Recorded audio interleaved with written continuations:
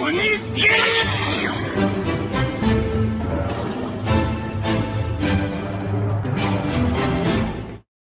it going, everybody? Welcome to the channel. As always, before we get started, if you enjoyed today's video, don't forget to hit that like and subscribe. We've been growing quicker than I thought we would in the first 4 or 5 months. Been having a lot of success. Gonna keep that train rolling. You don't want to miss it. I'm just saying. So, this is a subscriber request, by the way. This was not originally my idea to do this video. But yeah, we're gonna get into it here in a second. I do want to mention that this is, well, if you didn't notice, if I didn't put it in the thumbnail or title, part 1. I just had too many more ideas flowing out of where it could go, things I thought of. I can't do all of this in one video, at least not right now. It would take me way too long to think of everything and get everything down, considering I'm not the best writer or creative person in the world. I kind of just have a goofy personality, and that's why I get on camera and do these things for everybody. So, that being said, today we're going to start out by leaving off at the end of our blood oath for Ko and Shin. So they had the stuff with Kane and Hyga at Rangetsu's house. This is going to happen after all of that. For Phantom Seer, we're starting, I believe, if you want to look it up, it would technically be right in chapter 27-ish, is where things will actually start to get a little bit different. They are going to go to the dollhouse as normal. Where Shin and Ko are going to come in is the fact that Ko is going to have heard about these dolls, because remember, before they went to the dollhouse, they mentioned that this is like a social fad right now. Like, these dolls are a big deal. Even when we showed up at the dollhouse, we had all these people walking out with these crazed looks on their face. I finally got my doll, oh my god. So, Ko wants a doll. Makes sense. Shin's a good older brother. He's gonna go take him to the dollhouse to get a doll. Well, when they show up and open the door, they hear the fighting going on. And when they enter the room, the big old room with everybody in it that's fighting right now, the current moment in time in Phantom Seer is exactly when Kondo is getting flung around by the doll god while she is in her trance form, and she just gets slammed into the wall like normal. So, though I had too much fun with this thought, so I had to roll with it. The way I'm going to give Shin and Ko some agency to, like, choose a side here, because right now they're just coming in like, what do they just, I guess I'll choose the side of the person that's losing and got slammed into the wall. Like, that doesn't work for me, that they would just choose to go with Kondo and Kenma, especially considering, while yes, the other pairing looks weirder than Kondo and Kenma, remember, Shin and Ko are vampire and human. They understand that looks are not everything, things are different, you shouldn't judge them like that. So to give them a reason to join Kondo and Kenma's side, I'm gonna have them mistake Kondo's transform for her being a vampire. She has the very spiky teeth. Maybe they just get, I mean, she got slammed into a wall. We're gonna say she's stuck in the wall. They can't get a good look at her. They see this crazy look, sharp teeth, claws, think she's a vampiric beast, or something along that line. So, naturally, I have Shin deciding, okay, we gotta help them, thinking along the pretenses of somebody else beating up a vampire for being a vampire. So, he's gonna jump in to be on their side. He's gonna tell Ko to grab her and Kenma, whoever Kenma is, he's gonna grab both of them, make sure they're okay. Now, obviously, the other party, being Rita, Amelia, they don't know what Shin and Ko are. So they're going to be under the pretenses that they are just more shamans coming in as backup. This being said, we are going to have the doll god grab Riku just the same as always. Basically under the pretenses that Amelia would be telling Rita, like, grab the beckoning hand now before things get out of hand. We don't know how much backup they have. Amelia is also going to look at Shin and Ko, basically, and say, so you've come to back up the other shamans. And this is when Shin's going to tell her, like, I don't know what you're talking about with a shaman. Because I'm just a human, and this is my brother. And this is when Ko's going to pipe up, talking about how, yeah, I'm not a shaman, I'm a vampire. Yeah, because Ko is a very proud kid. Like, he's not ashamed that he's a vampire. So I feel like Ko would want to state it clear, like, no, don't get it wrong, don't get it twisted. I'm a vampire, okay? Don't call me nothing else. Don't call me no shaman. I don't even know what a shaman is. I'm like 8 years old. Leave me alone. Okay, I'm going way out there. So they state that they don't know what shamans are, what they are, and this is when Senju Doji is going to appear. Senju Doji is also going to, well, at least through context clues, be able to be told that she had just overheard what Shin and Ko said, and that interests her very much. We'll just say she like floats out of the ceiling or out of the ground or wherever the hell Senju Doji likes to float out from, saying something along the lines of, "Oh, a vampire and a human working together. How interesting." She's also going to give us a little bit of dialogue or monologue, whichever you want to call it, doesn't matter, that lets us know that she has recently found out about the existence of vampires and has been looking for them. They intrigue her very much.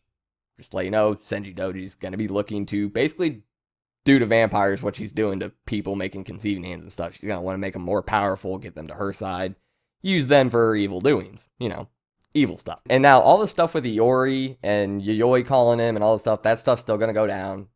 Still pretty similar. Not too much of the actual happenings of this are really going to change too much. Like getting to the end of the dollhouse and everything's still going to be somewhat similar, just with some extra people involved. So we're going to have to flip a little bit around. So Iori is still on the phone with Yayoi. She still talks to him, does all this. After Senju Doji talks about being interested in vampires, she goes to grab Ko. Now, with Ko being in his normal form, not his hyped up blood-sucking form, this is a problem. Shin, I assume, is going to be at least somewhat tangled up interacting with the doll god. I don't think they're just standing around talking just this entire time.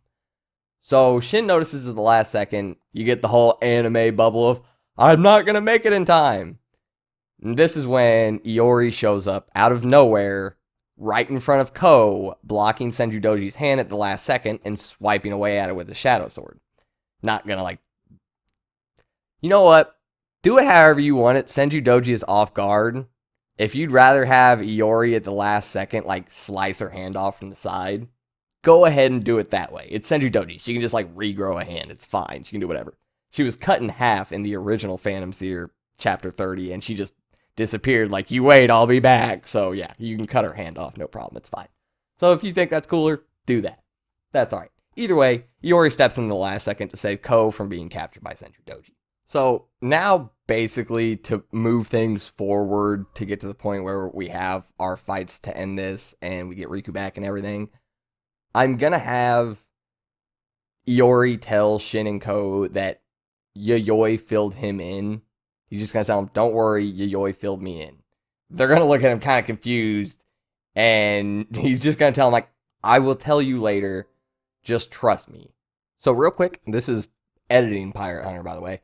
I didn't explain this later, and it interferes with something else kind of depending on the way you take it, so I want to explain that what Yayoi tells Iori is, people are hurting, 2 people have showed up. They are helping, but they are not strong enough to beat both the Doll God and Senju Doji by themselves. You need to get up there. And other than that, the conversation's basically the same as it was in the actual series, the Phantom Series. Alright, back to it.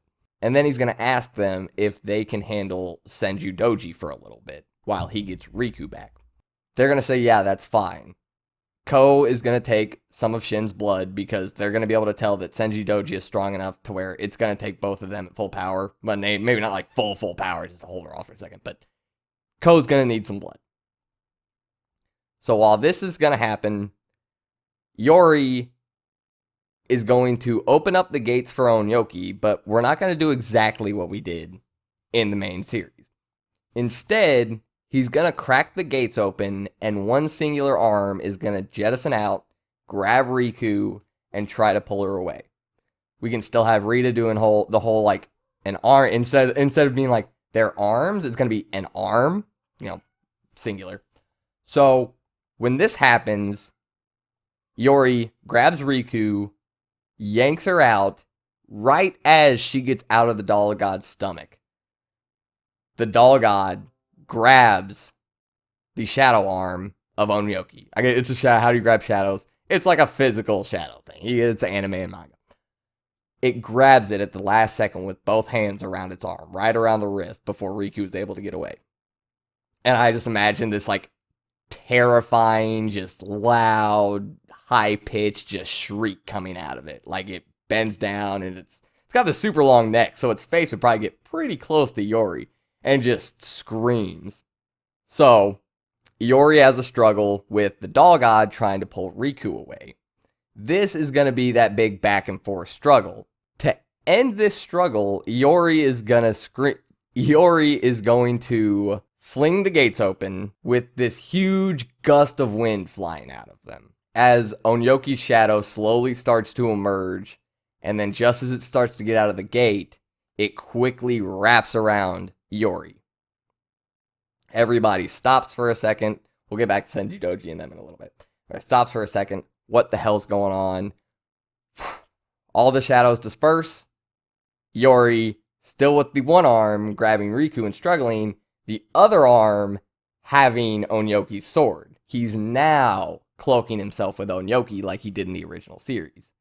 So when he says, "I told you to let my friend go," slices almost clean through the doll god. Lets out another shriek and reels back as he pulls Riku away, her landing in the cloak like normal. And this, for a moment, is when we're going to cut back to Shin, Ko, and Senju Doji. Why? Well, because I gotta have a little fun with the three of these guys fighting. Obviously, Shin and Ko have never fought Senju Doji. This is very obvious to everybody, I'm sure. So, for Shin, Ko, and Senju Doji, as I said before, Ko is getting some blood. He's gonna need some blood if they're gonna hold off Senju Doji for a little bit. Senju Doji is gonna be mocking him a little bit for being a child. Do two children really think they can stand against me? This is not going to make Ko happy, and Ko is going to charge at Senju Doji. Shin yelling at Ko to stop. Ko doesn't listen. They go in, clash, big anime moment, sparks flying off of his blood blade and her hand. Sparks. Anime stuff. You know how to make it cool in anime and manga. Do that stuff. So, they're having some quick clashes, back and forth. Senju Doji gets one good hit on Ko, sending him flying back at Shin. Shin tries to grab him. Ko immediately jumps back forward. They clash again. This happens for just a second, and then you hear Shin. All of a sudden, there's given a tiny bit of time for this to happen. Shin can't teleport or anything, but then all of a sudden, you hear Shin say, "Don't forget, I'm here too." And what Shin does. Okay, so do you guys remember when Kaguya got sealed away in Naruto Shippuden? God, I said that horribly. Naruto Shippuden? I don't know which one's first. It doesn't matter. Tangent, go. Sasuke and Naruto come in from the side and hit her. What does Sakura do? Smacks Kaguya on top of the head out of nowhere. This is what Shin is going to be doing with his blood palm, whatever, crimson palm. Senju Doji gets caught off guard. He says, "Don't forget I'm here too." Right as that happens, Senju looks up. Boom! Gets hit with that crimson palm straight on top of the dome, sending her into the ground. I had to do that. Tell me that is not cool. Tell me you don't want to see that. That is awesome. She gets too distracted on this kid who is stronger than she thought he was going to be. Because I forgot to mention this. On that second time, Ko charges back in and Shin misses him, Ko's gonna tell her, he's gonna be mad, like, "I'm not the same kid I was a second ago." They clash again, do the thing, and then we have Shin saying, "Don't forget, I'm here too." Crimson palm. Boom! Straight on top of the dome, sending her flying into the ground. Once again, anime manga style. Tell me that is not something you want to see. Come on.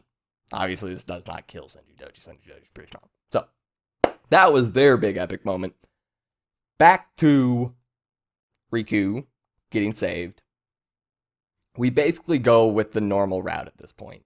Riku's saved, all this. She gives Iori the bubble to help him fight. And we win the day. Now, after this, we're going to have lots of talks between the two groups that are probably going to be friends after this. Obviously, otherwise this wouldn't continue to part 2. Are they just going to hate each other now?